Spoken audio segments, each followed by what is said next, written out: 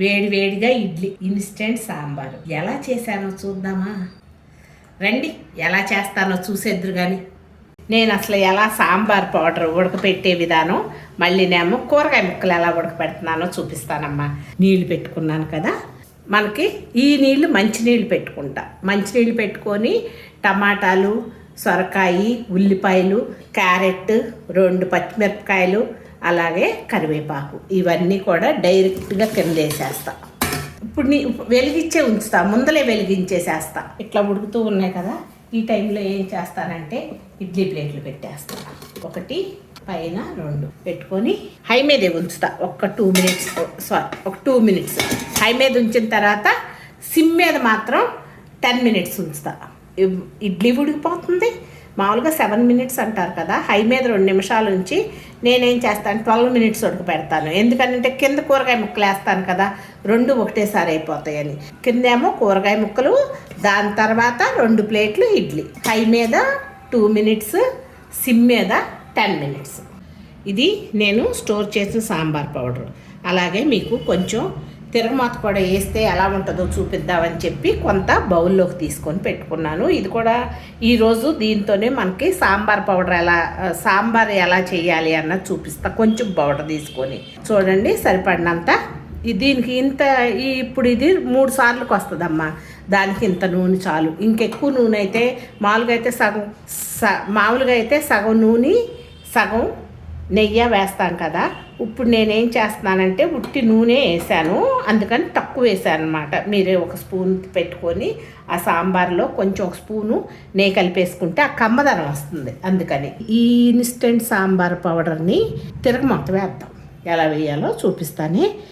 ఎక్కువ కరివేపాకు పెట్టుకోండి, అలాగే కొంచెం ఆవాలు, జీలకర్ర, ఇంకేం వేయొద్దు. ఇంక వేసాము మనం, అన్ని దీంట్లో వేసాము, అసలు ఇంకేం వేయాల్సిన అవసరం లేదు. తిరగమాతకు కూడా టైం లేదు, అది కూడా వేసుకొని స్టోర్ వచ్చా అని అడిగే వాళ్ళ కోసం ఈ తిరగమాత వేసి చూపిస్తున్నా. స్టోర్ చేసుకోవచ్చు అన్న విషయం చెప్తానికి. 1/2 స్పూన్ ఆవాలు, జీలకర్ర 1 స్పూను, అలాగే కరివేపాకు మాత్రం ఎక్కువ వేసుకోండి. కొంత తుంపి వేయండి, సరేనా? చూడండి, ఇలా వేసిన తర్వాత వేగనివ్వండి. కొంచెం బాగానే వేగాలి కరివేపాకు కూడా. మనం పౌడర్ చేసేటప్పుడు కూడా కరివేపాకు వేసాము పొడిది, కాకపోతే ఇప్పుడు ఇది నూనెలో వేస్తున్నాం అన్నమాట.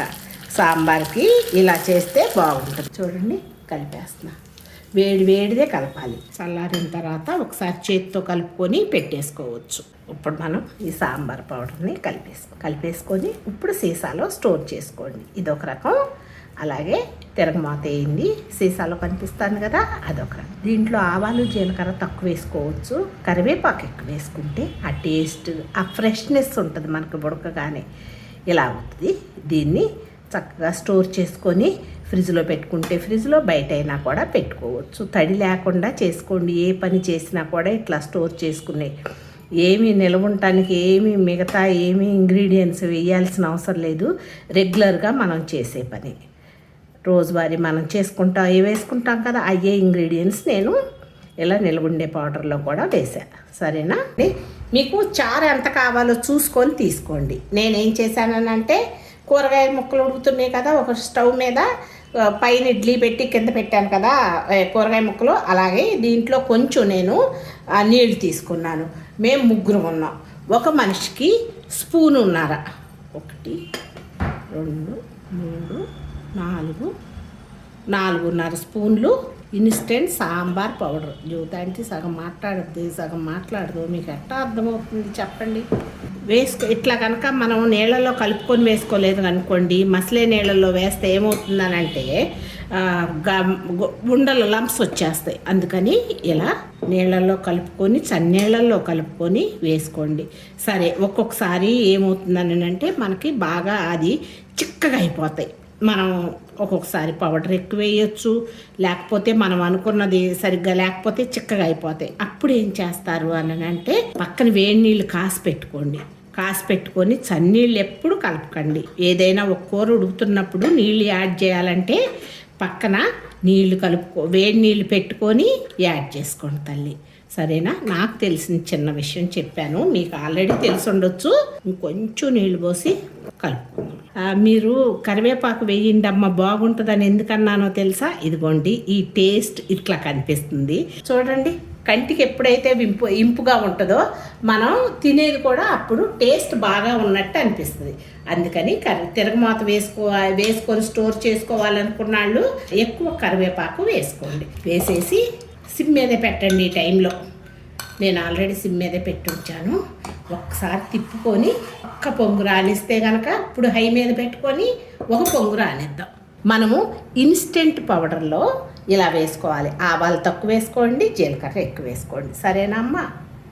చూడండి పొంగు వస్తుంది. ఈ టైంలో ఉప్పు చూసుకోండి. చింతపండు అన్నీ సరిపోతాయి కానీ ఉప్పు చూసుకోవాలి. నాకు ఉప్పు సరిపోయిందో లేదో చూడండి అమ్మ. పులుపు కారం అన్నీ సరిపోయింది. మీకు నాకు కూడా ఉప్పు పడుతుంది. మీరు కూడా డిఫరెంట్ సాంబార్ పౌడర్లో మీరు చూసుకోవాల్సిందల్లా ఉప్పు ఒక్కటే. నేను ఇంత పడుతుంది, నాకు కొంచెం పడుతుందమ్మా. ఉప్పు తక్కువగానే వేశాను. ఒక్కొక్కరు చాలా తక్కువ వేసుకుంటారు కదా, అందుకని. చూడండి అప్పుడే సాంబార్ చిక్కగా అయిపోయింది. చూసారా? ఒక పొంగు అంతే. ఒక 5 మినిట్స్ మాత్రం ఉడకాలి, గుర్తుపెట్టుకోండి. పప్పు అట్లా ఉంటేనే టేస్ట్ బాగుంటుంది. అలాగే చూడండి, ఇడ్లీ ఒక ప్లేటు, 2 ప్లేటు, అలాగే చూడండి ఉడకబెట్టుకున్న కూరగాయ ముక్కలు ఉడికిపోయినాయి. చూసారా? ఇడ్లీ ఎంతసేపు అంతే టైము. ఈ కూరగాయ ముక్కలు కూడా ఏమవుతుంది, 2 ఏమన్నా మనకి చిన్న చిన్న డ్రాప్స్ పడినాయి అనుకోండి, అవి ఏమి మనకేమీ తెలియదు. ఏంటి, ఇడ్లీ పిండి బాగా పలసనైపోతుంది. బాగానే ఉంటుంది. చక్కగా వేసేసుకోండి, ఈజీగా ఉంటుంది, తొందరగా అయిపోయే పని. ఈ ముక్కల్ని షిఫ్ట్ చేసుకుందాం. చూడండి ఉడుకుతుంది అంటే చిక్కబడిపోయింది బాగానే అర్థం. ఉడుకుతూ ఉన్న ఇన్స్టెంట్ సాంబార్లోకి కూరగాయ ముక్కలు ఉన్న నీరు కూడా షిఫ్ట్ చేసుకొని 1 నిమిషం హై మీద పెట్టండి అమ్మ. అయితే సాంబారు అని అంటేనే బెల్లం కొంచెం వేసుకుంటే ఆ టేస్ట్ బాగుంటుంది. కొంచెం మీకు ఇష్టం ఉంటే బెల్లం వేసుకోండి అమ్మ. ఇంకొంచెం చిక్కగా కావాలి అనుకుంటే ఇంకొంచెం పౌడర్ వేసుకోండి. కాకపోతే మనిషికి ఒక మనిషికి 1.5 స్పూన్ లెక్క, అందుకని 1.5 స్పూన్ వేసాను. చూడండి నేనైతే కొంచెం బెల్లం వేస్తున్నాను. ఎంత? ఒక చిటికెడు బెల్లం. ఇన్స్టెంట్ సాంబార్ని ఆఫ్ చేసేద్దాం. ఇప్పుడు ఇడ్లీ తీసేద్దాం.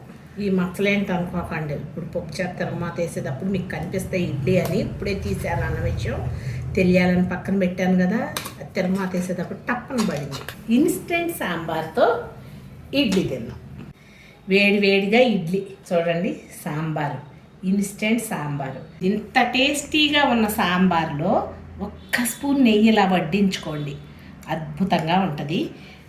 దీన్ని ఒక్కసారి డిప్ చేసుకొని అంత కలుస్తుంది కదా, కట్ చేసుకొని ఎలా చేశాను నచ్చిందా? నేను చేసిన విధానం నచ్చితే కనుక ఒకసారి మీరు కూడా ఇలా ఇన్స్టెంట్ సాంబార్తో ఇడ్లీ చేసుకొని చూడండి. లైక్ చేయండి, షేర్ చేయండి, సబ్స్క్రైబ్ చేయండి. Thank you so much.